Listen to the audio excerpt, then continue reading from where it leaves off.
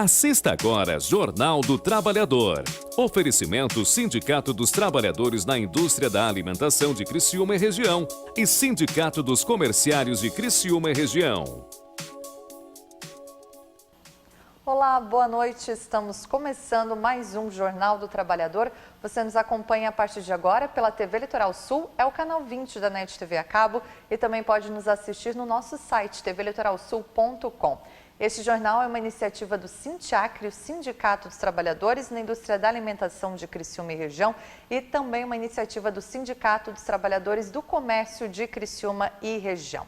No programa de hoje, nós vamos falar sobre uma audiência de conciliação que terminou sem acordo entre o Sindicato dos Trabalhadores da Indústria Química e o Sindicato Patronal. O grupo já fez greve, inclusive, na semana passada e até agora ainda discute a questão do reajuste salarial.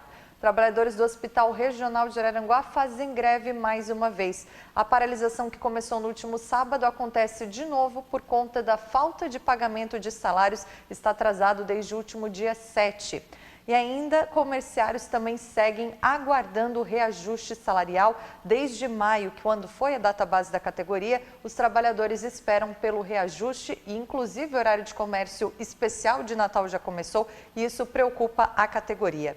E ainda vamos falar hoje sobre a situação de saúde dos trabalhadores, questão de prevenção, dor crônica, dicas importantes para você cuidar da sua saúde dentro do trabalho e fora dele também. Tudo isso até às 7 horas da noite. O Jornal do Trabalhador já está no ar.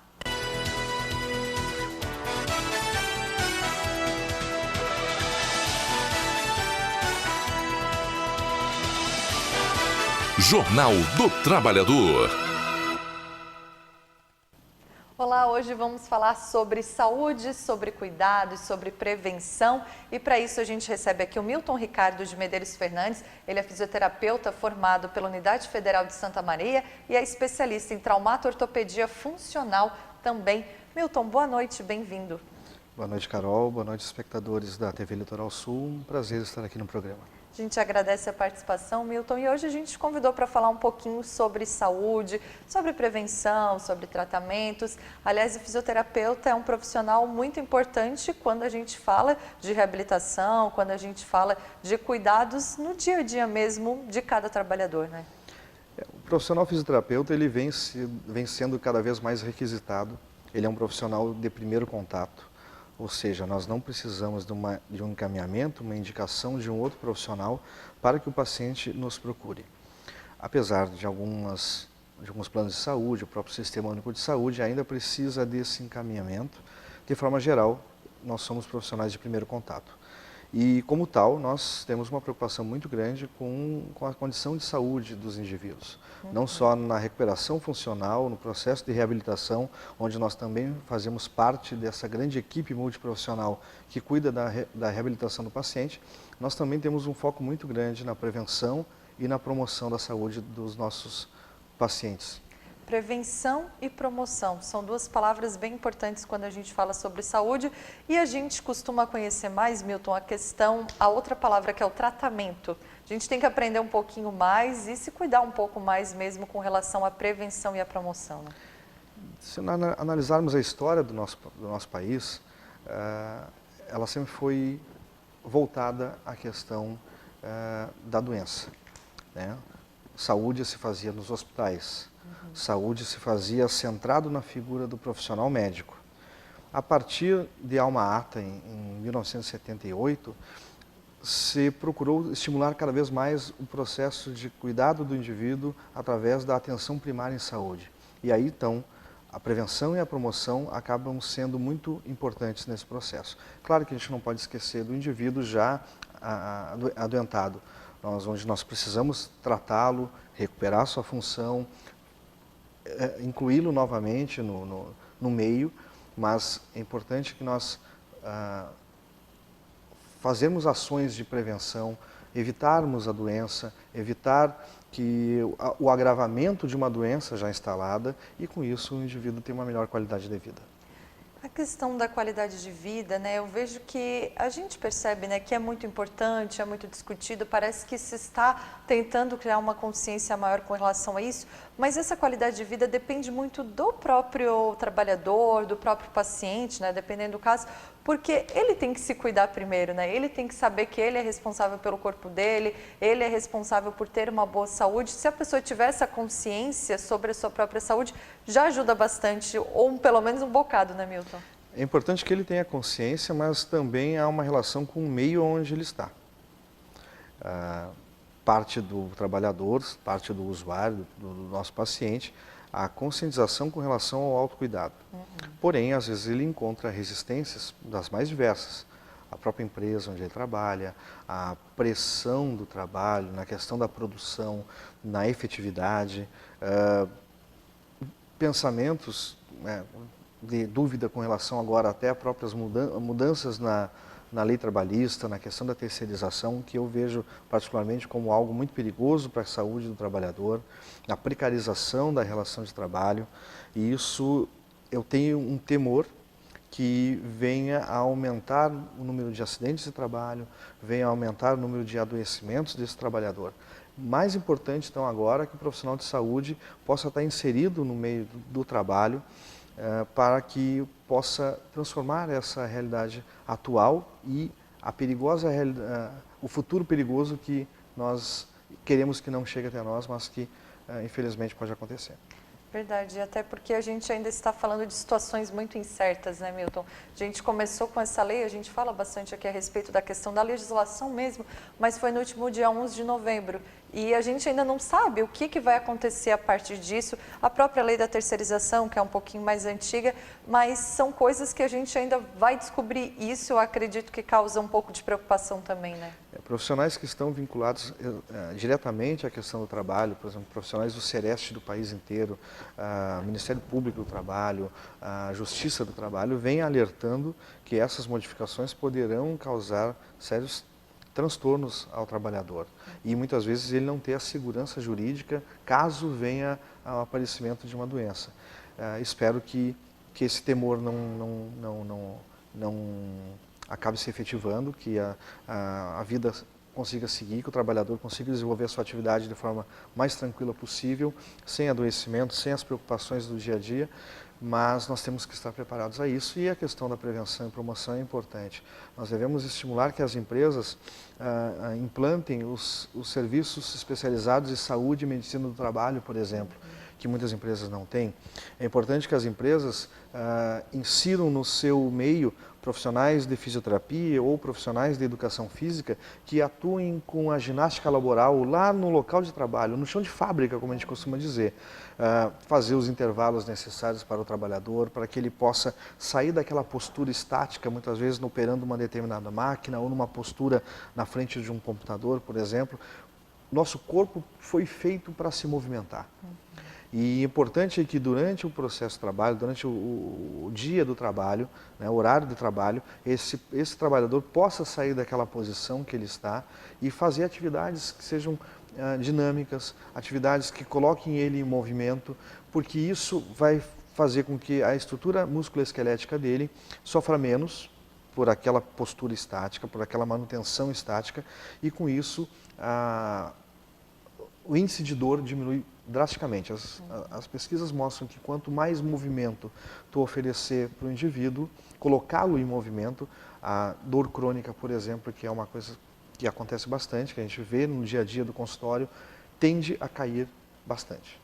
Essa questão da ginástica laboral, a gente conhece algumas empresas que utilizam, né? Às vezes um trabalhador comenta com outro, mas isso tem uma regra, tem alguma lei que diga que precisa em que determinado setor, Milton? O que a gente costuma dizer para o empregador é que a efetividade do trabalhador, a lucratividade, o rendimento do trabalhador aumenta mesmo com aqueles pequenos intervalos para a realização de uma atividade da ginástica laboral. E isso, para o empregador, é importante, porque ele mantém o trabalhador ativo, saudável, produzindo, e isso gera acumulação de riqueza para o próprio empregador. Não há nada que obrigue ele a fazê-lo. É uma questão cultural. Por exemplo, nós vemos que os orientais veem isso com uma clareza enorme. Para eles é importante fazer os intervalos. Os trabalhadores todos vão para o chão de fábrica e tem um líder que estimula eles a fazer exercícios. Aqui no Ocidente a gente já não vê tanto isso. É uma outra visão, até própria do capitalismo ocidental, mas que a gente tenta fazer essas modificações e mostrar para o empregador o quão importante é a implantação desses programas de saúde do trabalhador dentro da empresa. Perfeito. Milton, hoje a gente tem um trabalho, né, mais mecanizado, a gente tem uma questão de tecnologia que é muito válida, trouxe muito ganho, né, para a indústria. E antigamente, aqui na nossa região, a gente tinha muitos agricultores, por exemplo, que faziam tudo no braço mesmo. Hoje já tem uma condição diferente. Por um lado, parece muito positivo, né, evoluiu. Por outro lado, se preocupar, mas será que aquele trabalhador não está agora escondido atrás daquela máquina fazendo uma atividade errada ou numa posição estática como você utilizou agora há pouco? Como é que vocês avaliam isso? A gente evoluiu ou a gente perdeu em termos da questão tecnológica para a saúde? Dá para ter uma noção? Dá, e vamos fazer uma busca histórica agora. Meados do século XIX, Revolução Industrial, substituindo a mão de obra humana por máquinas, e nós só vemos o número crescente de adoecimento dos trabalhadores. Então, desde que surgem novas tecnologias, o processo de trabalho se modifica. E nessa nova adaptação, um novo processo de trabalho, se mantém acontecendo vários casos de adoecimento dos trabalhadores. Pode ser por diversos motivos. Não tanto pela questão física, mas por uma pressão. Nós sabemos que os ambientes de trabalho hoje são muito estressantes. Tem que ser efetivo, tem que ter produção, pressão, final de mês, então os trabalhadores se queixam de que são muito pressionados para bater metas. E isso também influencia, né, esse trabalhador na perpetuação de um quadro de dor, por exemplo, ou na aumento da probabilidade de ocorrência de um acidente de trabalho.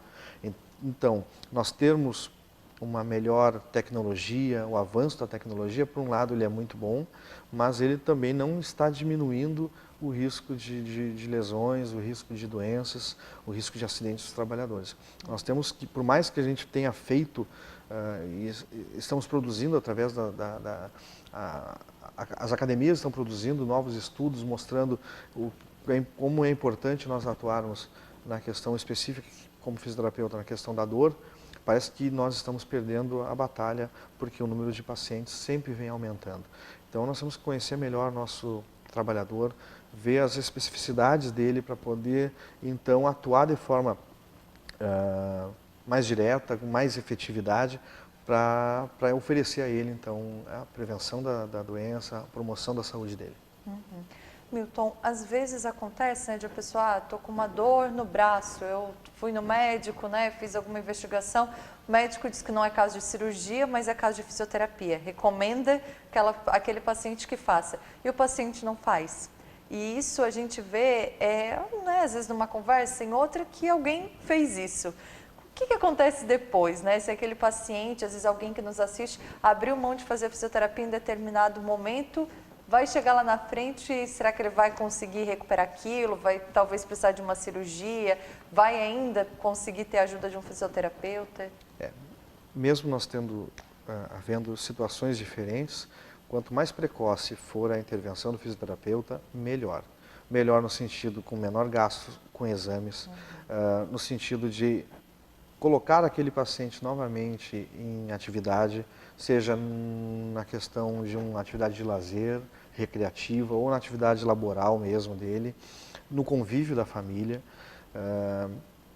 E, por exemplo, eu estou com uma paciente que porque ela não foi fazer fisioterapia, não foi ao tratamento fisioterapêutico de forma precoce, mas ela foi mantida pelo profissional médico com um tempo de imobilização, usou uma tala gessada e posteriormente um aparelho gessado no tornozelo devido ao entorse, e que hoje está difícil recuperar essa paciente. Quanto mais precoce ela viesse até o nosso serviço, com certeza hoje ela teria já condições muito melhores de estar fazendo o seu trabalho. Ela é trabalhadora, ela trabalha no comércio, passa o dia inteiro em pé, então hoje ela está com dificuldade de retorno ao trabalho, justamente por isso. Tempo prolongado imobilizada e não chegou ao serviço de fisioterapia em tempo hábil. Quanto mais tardio for o início da fisioterapia, mais difícil será a recuperação. Não impossível, mas mais difícil. Então, e como eu disse anteriormente, o fisioterapeuta é um profissional de primeiro contato. O indivíduo pode chegar a nós diretamente. Eu estou com algum problema, eu tive uma lesão no joelho, no futebol, ou eu acordei tendo dor nas costas, ou a minha dor que eu já tinha teve um nível de agravamento, eu vou procurar o fisioterapeuta. Pode vir até nós, tranquilamente, que nós somos capacitados para avaliação, ver se aquela queixa tem uma relação neuromusculoesquelética e aí, então, prescrever o tratamento fisioterapêutico para aquele paciente. Você falou mais cedo, Milton, sobre a questão da postura, da posição estática. Aí, às vezes, a gente ouve a pessoa dizer, eu trabalho muito tempo em pé, isso faz mal para a minha saúde. Eu trabalho muito tempo sentado, isso faz mal para a minha saúde. Eu levanto e sento o dia inteiro. Tem alguma postura, alguma posição que, de fato, prejudica mais? Ou essa questão mesmo de fazer exatamente a mesma coisa às 8 horas por dia? Diferentemente do que muitas pessoas que estão hoje vendo o programa já ouviram de profissionais de saúde, inclusive fisioterapeutas, não existe postura ideal. Não existe a melhor postura. O que é importante é a pessoa conhecer o próprio corpo e ela encontrar qual é a posição que ela se sente mais confortável. Aquela coisa de sentar corretamente, que muitas vezes nós fizemos na escola, com as crianças, onde nós orientamos a questão que seria perigoso usar a mochila, não é. A criança pode utilizar a mochila. Aquela postura ao sentar, que tem que ficar totalmente reto. O importante é o indivíduo se sentir confortável com a postura que ele tem. Quando ele encontra dificuldade de permanecer em uma determinada postura, ele tem que modificar o corpo para achar uma nova postura que aí sim se sinta bem. Nós, infelizmente, não temos aquela postura hoje. Os estudos mostram que não há uma postura ideal, correta e que vai eliminar a possibilidade de dor. Por melhor que eu imagine, por mais confortável que seja a minha postura aqui, por exemplo, sentado, eu posso ter dor, porque a dor não está condicionada a ter postura adequada. O que era um pensamento antigo e que hoje nós conseguimos, através de novos estudos, modificar esse pensamento. Então, a questão é, de fato, cuidar como se sente, sentar de forma confortável ou, se trabalha em pé, de forma confortável também. Mudar a posição, fazer intervalos. Quem, por exemplo, trabalha uma secretária, operador de telemarketing, que fica praticamente o dia inteiro sentado, ele procura modificar a sua postura ao longo do dia. Como eu falei, é importante a inserção do fisioterapeuta nas empresas com a ginástica laboral. Mas dizer que aquela postura é ruim, não dá. Muitas pessoas dizem, eu fico o tempo todo em pé, por exemplo, e isso prejudica a minha coluna. Os estudos mostraram que corredores, os corredores eles estão na postura bípede, possuem a estrutura da coluna melhor do que pessoas não corredores. Então, dizer que ficar em pé é prejudicial, não dá mais para nós alegarmos isso. Ficar o tempo todo sentado vai ser prejudicial, não dá para alegar o tempo todo mais isso. Mas é importante que nós tenhamos dinamismo, ou seja, estejamos sempre mudando a nossa posição em movimento. O corpo foi feito para fazer movimento. Então é isso que nós temos que colocar para o nosso trabalhador e que durante o trabalho, durante a execução da sua atividade, ele procure modificações da postura. Na sua casa também, ele faça atividades na área externa da sua casa, faça caminhadas. Pacientes com dor crônica, por exemplo, qualquer exercício é benéfico. Qualquer exercício hoje é benéfico. O paciente pode optar pelo Pilates, por exemplo, que é hoje executado no sentido da recuperação funcional por fisioterapeutas, ou, posteriormente, com educadores físicos na questão da performance desse indivíduo. Ele pode optar por caminhada, 3 dias por semana, 50 minutos, para pacientes com dor crônica. Os resultados de quem passou a utilizar a caminhada foram muito bons, com redução da dor. Pacientes com dor, praticamente todos os pacientes que nos procuram em consultório, eles vêm com a queixa de dor. E nós procuramos passar para ele que mais importante até que a dor, porque dor crônica, infelizmente, ela não tem cura, mas mais importante que a questão da dor é levar ao paciente a informação da sua funcionalidade, que ele tenha mantido a sua capacidade físico-funcional. Isso é mais importante que a dor. E o momento que nós colocarmos o paciente em movimento, que ele for estimulado à realização de exercícios, que ele mude um hábito de vida que muitas vezes sedentário, descondicionado, nós retirarmos ele dessa condição e colocá-lo numa condição de atividade funcional, físico-funcional, com certeza os estudos mostram que os níveis de dor diminuem muito e o paciente ganha qualidade de vida, mais exposição, o convívio social melhora, as preocupações muitas vezes que tem um grande componente que ajudam na perpetuação da dor também diminuem. Isso é o que a gente procura hoje fazer com a fisioterapia. A gente ouve muito e fala muito também, né, Milton, de não estou fazendo atividade física porque eu não tenho tempo, eu tenho trabalhado demais, eu trabalho em mais de um emprego, ou agora, né, muita gente infelizmente perdeu o emprego, ficou numa condição de autônomo, acaba fazendo mais horas por dia, corre como dá, né? E às vezes as pessoas utilizam muito isso, né? Não consigo cuidar da minha saúde ou fazer uma atividade física por conta do meu trabalho.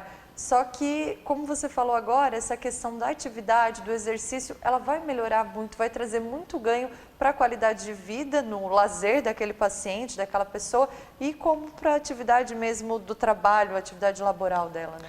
É claro que quando nós estimulamos ao indivíduo, caso o trabalhador, por exemplo, a que ele venha fazer uma atividade física, ele vai escolher aquilo que ele tem mais prazer em realizar. Eu não posso também dizer qual atividade ele deve fazer. No consultório nós perguntamos, o que o senhor gosta de fazer? Porque eu não posso colocar a minha preferência sobre a preferência do paciente. E aí a questão econômica, por exemplo, eu não posso dizer para ele que ele deve ir se matricular hoje numa academia, porque isso é dispendioso. Então, às vezes ele não tem o recurso necessário para se matricular numa academia. Mas eu oferecer opções para esse indivíduo. Desde uma caminhada, desde uma atividade, hoje o setor público, onde eu praticamente a maior parte do tempo do meu trabalho é na área pública, no Sistema Único de Saúde, oferecem as mais diversas atividades físicas através das academias da saúde, academia ao ar livre, grupos de atividade física são mantidos nas unidades de saúde. Então há possibilidade para todos os gostos e para todos os bolsos também. O que é importante para o trabalhador, para o nosso usuário, o nosso paciente, é que ele saia de uma inércia, que hoje muitas vezes se encontra, e isso ajuda muito na perpetuação da dor, e venha para uma atividade onde ele se coloque em movimento. Desde a mais simples atividade até a mais complexa, mas é importante que ele saia dessa condição atual, que isso leva a descondicionamento físico, isso leva à fraqueza muscular, isso leva à rigidez articular, leva aí sim ao surgimento de alterações que vão propagar e aumentar o nível de dor desse paciente. Temos que colocá-lo em movimento, isso que é importante. Essa inércia que você fala, ela é preocupante desde os mais jovens até os mais idosos, né? Sim, e muitas vezes a gente ouve os pacientes nos relatarem que ao chegar no consultório, principalmente consultório médico, mas também consultórios de fisioterapia, eles ouvem a seguinte informação: está com dor, repouso. E essa é uma informação hoje equivocada. Ela já foi divulgada, foi dito isso há tempos atrás, porque os estudos não eram claros quanto a isso. Hoje, as evidências demonstram que repouso, um quadro de dor, por exemplo, o trabalhador teve um quadro de dor hoje na empresa, por algum motivo. Até 3 dias é recomendável ele sair daquela posição ou deixar de fazer aquele ato que é provocativo de dor. Mas mais do que 3 dias de repouso não é recomendado. Isso acaba fazendo um efeito contrário ao que a gente espera. Nós temos que precocemente colocá-lo em movimento. Então, repouso por mais que 3 dias, não. Colocar em atividade o mais precoce possível é o que vai ser o diferencial no desfecho desse tratamento, na recuperação desse indivíduo. Eu estou falando de dor, né? Você atende pelo Sistema Único de Saúde, trabalha na área há muito tempo. Como é que vocês veem no teu dia a dia mesmo essa questão da dor crônica? Ela é muito comum, algum tipo de dor, dor na coluna, às vezes a pessoa que sofre com alguma hérnia no corpo, tem alguma dor mais comum ou se vê de tudo, depende de cada pessoa? Nós vemos que a dor crônica e dor crônica na coluna lombar, principalmente, é a que tem mais o número de absoluto é aqui onde nós encontramos mais indivíduos nesse quadro, dor crônica lombar. Só que 90% desses pacientes com dor crônica lombar são dores que nós consideramos inespecíficas, não tem uma causa definida. Só apenas 10% pode ter uma doença mesmo sendo a provocadora da dor do paciente. Isso é muito bom porque desses 90%, o tratamento conservador, incluindo a fisioterapia, acaba tendo excelentes resultados, evitando o número excessivo de exames de imagem que são muito caros, principalmente para o Sistema Único de Saúde, exames que na maioria das vezes são desnecessários. O exame clínico é o suficiente em grande parte desses casos para definir sobre a dor do paciente, qual a terapêutica mais adequada. Evita-se com isso também cirurgias, que outrora eram muito mais realizadas e hoje são menos, porque os resultados cirúrgicos se mostraram não melhores que os resultados dos tratamentos conservadores.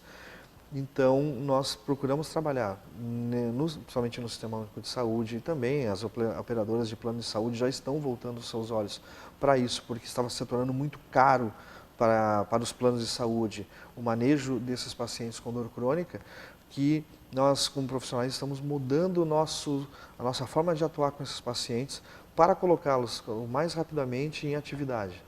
E com isso, a atividade é fazer com que ele volte ao trabalho, que ele saia do auxílio-doença do Instituto Nacional de Seguridade Social, do INSS, fazê-lo com que ele tenha menos preocupações, porque a questão de não estar trabalhando, seja autônomo mesmo ou segurado, diminui a sua renda familiar. E hoje nós vemos uma época que às vezes, endividamento, isso geram preocupações também que ajudam na questão da dor. Então, colocá-lo mais precocemente, de volta à sua atividade, com menor nível de dor, para nós é o nosso grande objetivo. E a gente tem trabalhado para conseguir isso. É difícil, é uma luta, é mudar alguns paradigmas, é mudar o pensamento, muitas vezes de profissionais de saúde ou de pacientes que recebem informações equivocadas. Tu falaste agora, por exemplo, da hérnia de disco. A hérnia de disco, até um tempo atrás, era o grande temor da população em relação à dor nas costas. E hoje, nós costumamos dizer que há pessoas que têm hérnia e não sabem, porque nem sempre a hérnia de disco é a causadora de uma dor. Claro que alguns casos mais agravados de hérnia, sim, precisam de um cuidado, um olhar mais atento. Mas da grande parte dos pacientes, não. São pacientes que podem conviver tranquilamente, mesmo tendo já um diagnóstico de uma protusão discal, que a grande parte dos casos nós encontramos, protusões discais, inclusive, que são assintomáticas, os pacientes não têm dor, mesmo um exame, por acaso realizado, mostre que ele tem uma protusão. Esses pacientes, tirá-los dessa ideia de dor, de que a minha coluna está com um problema porque eu vi isso num exame de imagem, é um processo que muitas vezes demorado, um processo de convencimento do paciente. Nós temos que mudar comportamento de profissionais e também de pacientes, mas a gente tem caminhado para isso, as evidências estão mostrando isso, e quem está hoje mais atualizado nessas evidências tem feito um trabalho voltado a essas ações. Legal. A gente está conversando aqui com Milton Ricardo de Medeiros Fernandes. Ele é fisioterapeuta, ele é especialista também em traumato-ortopedia funcional, e a gente está falando aqui a respeito de cuidados, dicas sobre saúde, prevenção, tratamento. A gente tem um breve intervalo, daqui a pouco a gente volta com mais informações, continuando o nosso bate-papo por aqui. É rapidinho, então não saia daí.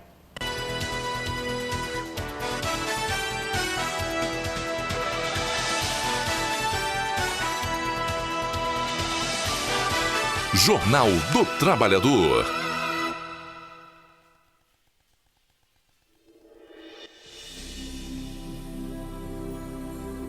Queria agradecer a você, Rô, Jaque, Rê, Jussara, Denise, Paulo, Nina, São José e muitos aqueles que veio cozinhar.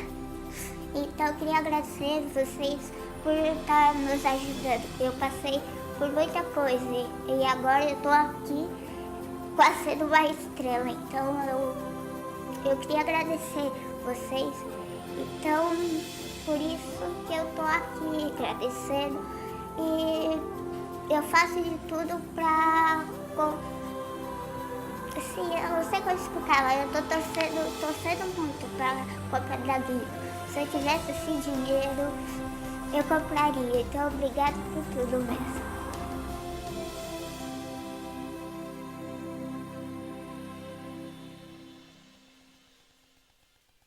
A igualdade nos une. O sindicato nos fortalece. O Sindicato da Alimentação faz de cada associado o seu maior patrimônio.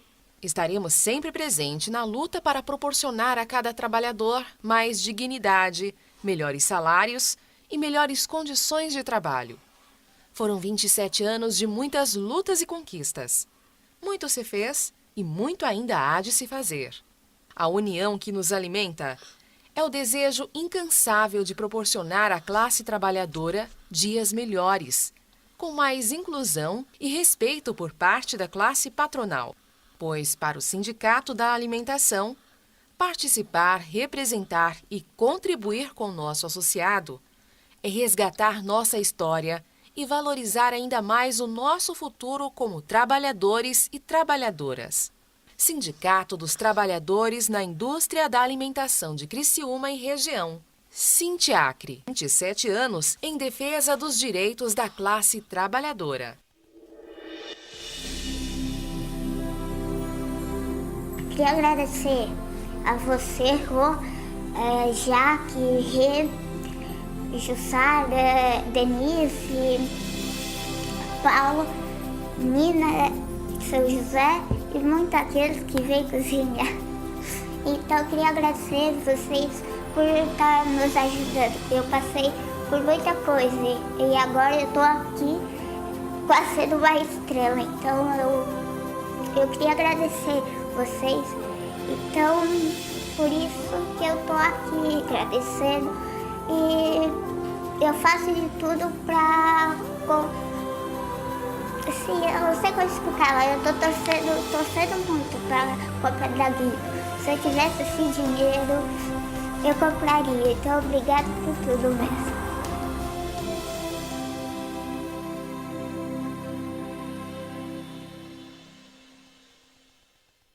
A igualdade nos une. O sindicato nos fortalece. O Sindicato da Alimentação faz de cada associado o seu maior patrimônio. Estaremos sempre presentes na luta para proporcionar a cada trabalhador mais dignidade, melhores salários e melhores condições de trabalho. Foram 27 anos de muitas lutas e conquistas. Muito se fez e muito ainda há de se fazer. A união que nos alimenta é o desejo incansável de proporcionar à classe trabalhadora dias melhores, com mais inclusão e respeito por parte da classe patronal. Pois, para o Sindicato da Alimentação, participar, representar e contribuir com o nosso associado é resgatar nossa história e valorizar ainda mais o nosso futuro como trabalhadores e trabalhadoras.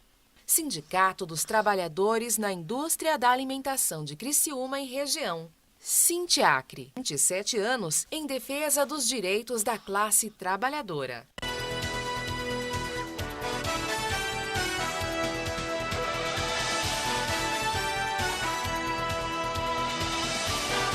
Jornal do Trabalhador. Olá, estamos de volta. Esse é o Jornal do Trabalhador. Você nos acompanha pela TV Litoral Sul, é o canal 20 da NET TV a cabo, e você também pode nos assistir no nosso portal tvlitoralsul.com. Se você tiver interesse em algum assunto, quiser sugerir alguma conversa, algum tema aqui pra gente, pode participar também enviando a sua sugestão para os canais de interação que aparecem aí na sua tela. Hoje a gente está falando sobre saúde, sobre cuidado e sobre prevenção, e por isso a gente recebe aqui Milton Ricardo de Medeiros Fernandes, ele que é fisioterapeuta, trabalha no Sistema Único de Saúde também. E Milton, a gente já falou bastante, né, a respeito de alguns cuidados, algumas dicas, orientações, mas eu queria que você falasse para a gente como é que é feito, né, o trabalho, o atendimento de um fisioterapeuta hoje. Porque a gente conhece aquela coisa básica e você muitas vezes aqui em algumas falas já desconstruiu alguns conceitos, né? Ah, uma vez era assim, cara, hoje não é mais. Como é que é o atendimento hoje de um fisioterapeuta? Ainda é muito aparelho? É na base do braço, da força? Como é que funciona? O grande objetivo do fisioterapeuta ao prescrever um tratamento é recuperar o paciente. O paciente ele chega até nós, grande parte com dor, é o grande motivo que faz com que o paciente saia da sua casa e venha até o consultório, até a clínica. Mas essa dor ela tem que ter elementos que favoreçam ao surgimento, à manutenção desse quadro de dor. E aí entra recursos ou através da eletroterapia, que são os famosos equipamentos de fisioterapia, que em algum momento são muito necessários, e eles têm a sua validade, mas mais importante do que isso é, como eu disse antes, colocar o paciente recuperar a funcionalidade do paciente, colocá-lo em movimento. Para isso eu preciso de fortalecer a musculatura, melhorar o gestual do paciente com relação ao movimento, a recuperação da amplitude do movimento, e isso se faz com exercícios.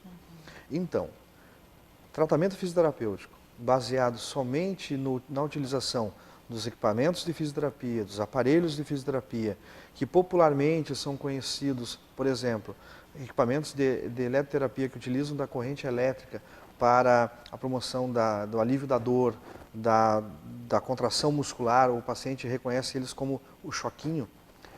Apenas utilizar isso é muitas vezes pouco para a necessidade do paciente.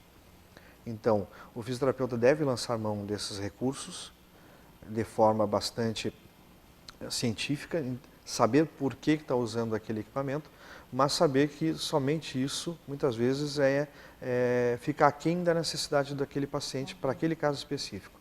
O exercício é fundamental, seja qual a técnica que for, seja lançando mão, por exemplo, do Pilates, seja lançando mão, por exemplo, de técnicas da terapia manipulativa, fisioterapia manipulativa, e aí diversas escolas e conceitos de fisioterapia manipulativa, mas o importante é que o contato com o paciente e profissional se construa uma aliança terapêutica entre esses dois elementos para que a recuperação do paciente seja plena.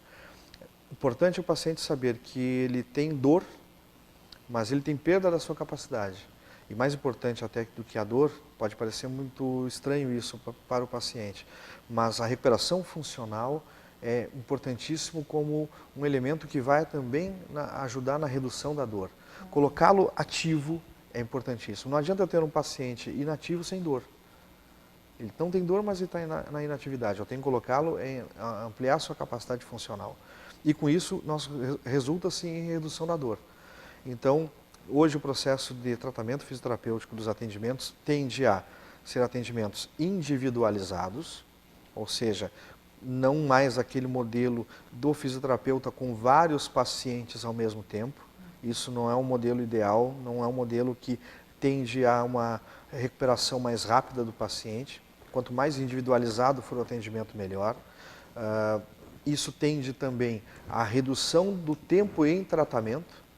Então, aquele paciente que muitas vezes nós vimos, no serviço público, pacientes e também no privado, através de planos de saúde, pacientes que ficam longo tempo em tratamento, dor crônica, coluna, 40, 50, 60, 70 atendimentos, não é mais essa linha de tratamento que a gente quer ver na fisioterapia e focar diretamente na causa na queixa do paciente, na recuperação funcional, colocá-lo em atividade, tirá-lo da inércia, colocá-lo em movimento, faz com que o número de atendimentos diminua muito.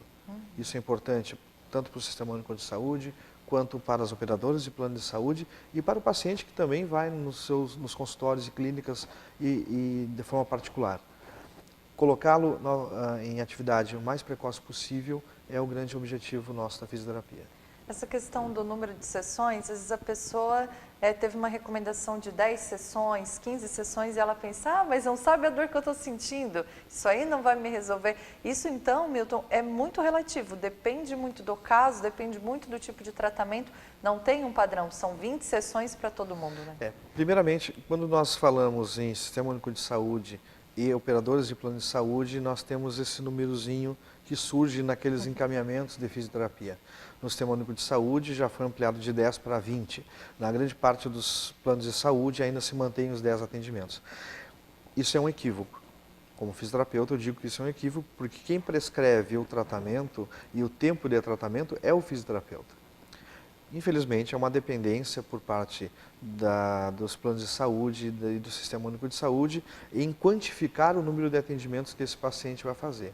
O ideal é que fosse livre para o profissional definir.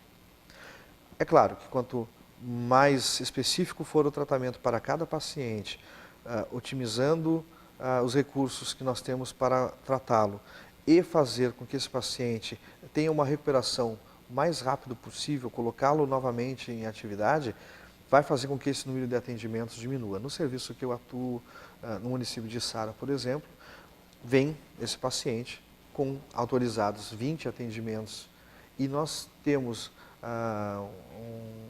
algo que nos orgulha bastante, é que esses pacientes, na grande maioria deles, com exceção dos pós-operatórios, eles não completam 20 atendimentos, eles têm alta com menos atendimentos. Isso é muito importante porque faz com que esse paciente volte à sua atividade no menor tempo possível.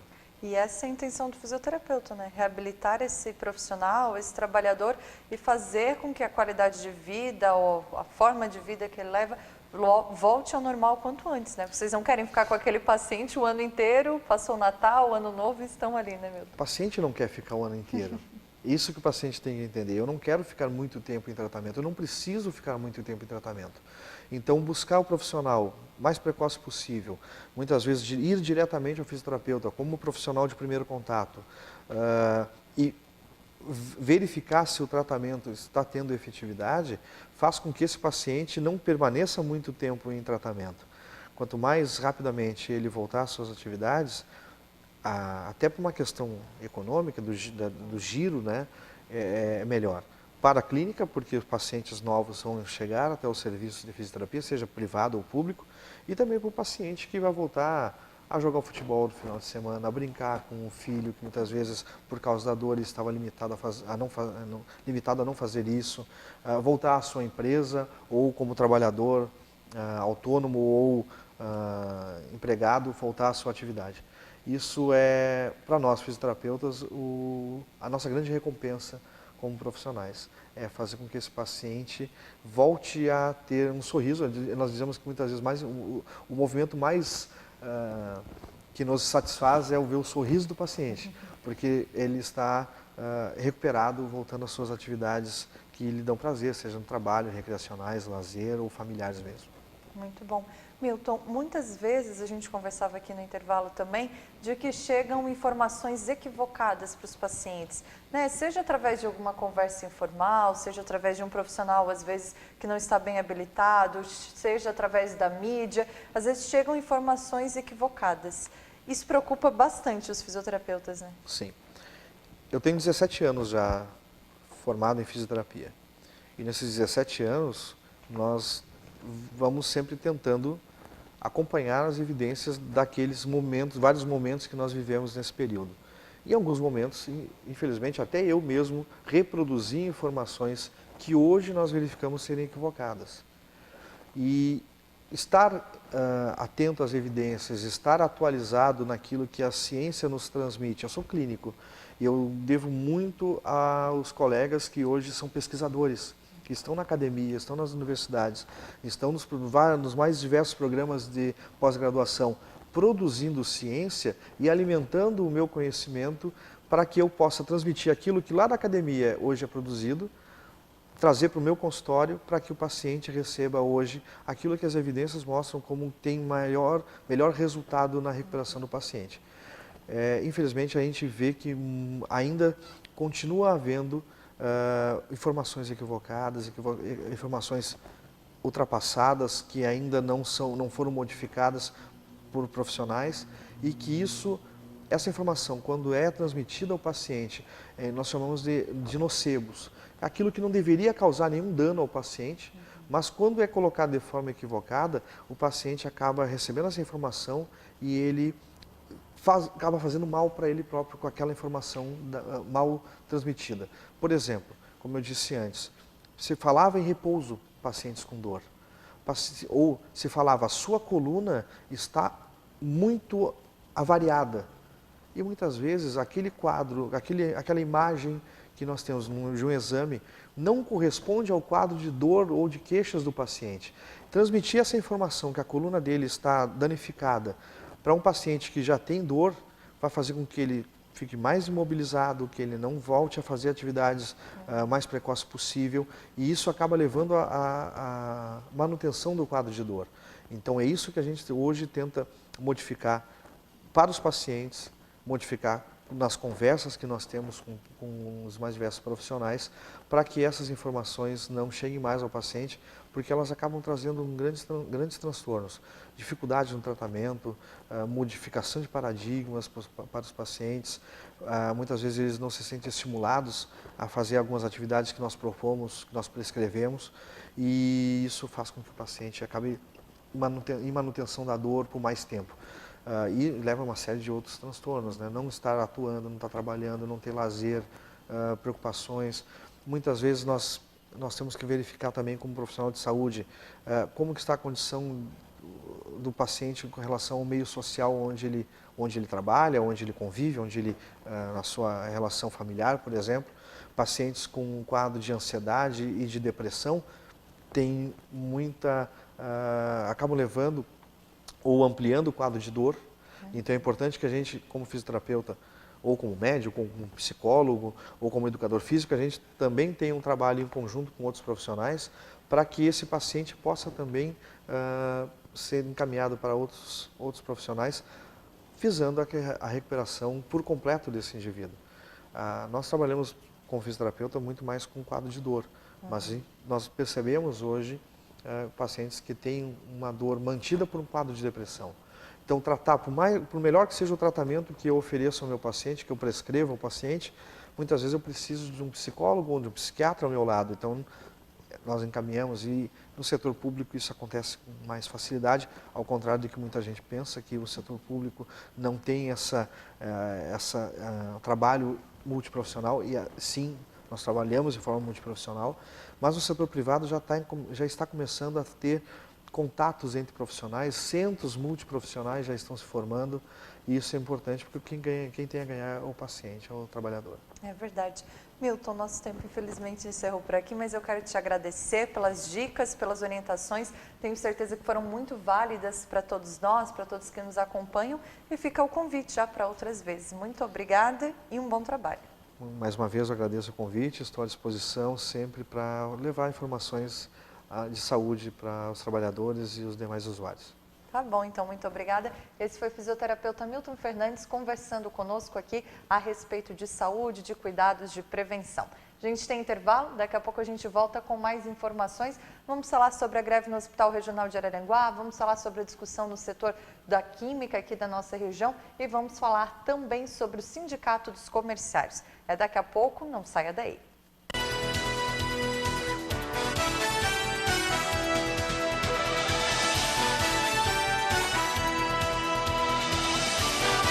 Jornal do Trabalhador.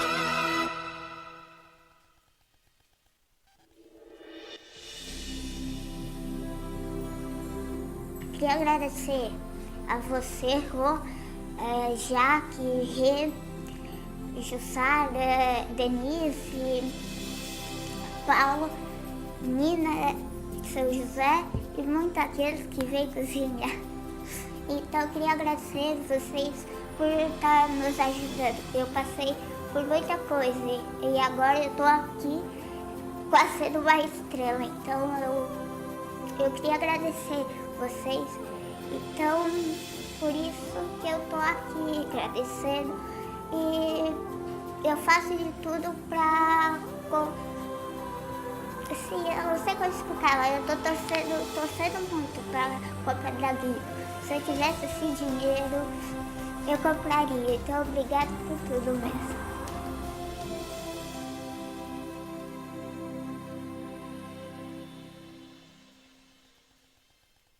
A igualdade nos une. O sindicato nos fortalece. O Sindicato da Alimentação faz de cada associado o seu maior patrimônio. Estaremos sempre presentes na luta para proporcionar a cada trabalhador mais dignidade, melhores salários e melhores condições de trabalho. Foram 27 anos de muitas lutas e conquistas. Muito se fez e muito ainda há de se fazer. A união que nos alimenta é o desejo incansável de proporcionar à classe trabalhadora dias melhores, com mais inclusão e respeito por parte da classe patronal. Pois, para o Sindicato da Alimentação, participar, representar e contribuir com o nosso associado é resgatar nossa história e valorizar ainda mais o nosso futuro como trabalhadores e trabalhadoras. Sindicato dos Trabalhadores na Indústria da Alimentação de Criciúma e Região. Sindiacre, 27 anos em defesa dos direitos da classe trabalhadora.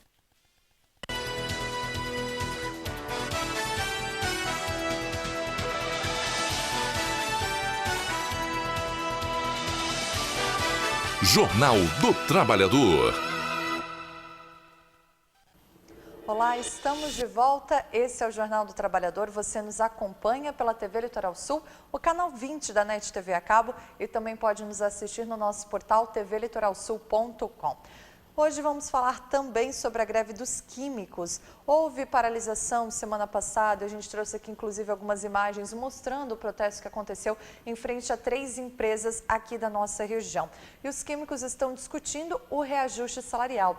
E aí essa greve acabou culminando numa decisão, numa discussão na Justiça, movida pelo sindicato patronal, onde eles pediam, que a greve fosse terminada, porque, segundo o sindicato patronal, ela era abusiva, não acontecia de forma correta, eles não teriam, os trabalhadores, o sindicato que representa os trabalhadores, a autorização para fazer essa greve. E só que acontece que o entendimento da desembargadora Tereza Regina, do Tribunal Regional de Trabalho da 12ª Região de Florianópolis, ela protocolou uma sentença dizendo que a greve não é abusiva, não é ilegal, e ela julgou um requerimento de instauração de dissídio coletivo da greve que foi feito pelo Sindisul, Sindicato Patronal da Indústria Química. A desembargadora federal do Trabalho ainda mediou na segunda-feira uma audiência de conciliação na capital. A mediação, no entanto, terminou sem acordo. O único combinado, que não foi de reajuste salarial, foi de que até dia 31 de janeiro os trabalhadores não farão mais greve. Enquanto isso, as federações de trabalhadores e de empresários vão mediar negociações para a convenção coletiva. Essa é a imagem de um dos protestos que aconteceu, movido pelo Sindicato dos Trabalhadores Químicos. Eles têm autorização para fazer greve, mas fecharam um acordo na última segunda-feira, lá no TRT, de que não vão fazer manifestações, enquanto isso vão tentar uma negociação, uma mediação. Outra categoria que faz manifestação, faz protesto desde o último sábado é dos trabalhadores em estabelecimentos de saúde. Eles pararam o Hospital Regional de Araranguá, entraram em greve no último sábado e essa paralisação pode ainda atingir o SAMU, que é o Serviço Móvel de Atendimento de Urgência. É que tanto o SAMU quanto o Regional de Araranguá são administrados pela SPDM, Associação Paulista para o Desenvolvimento da Medicina.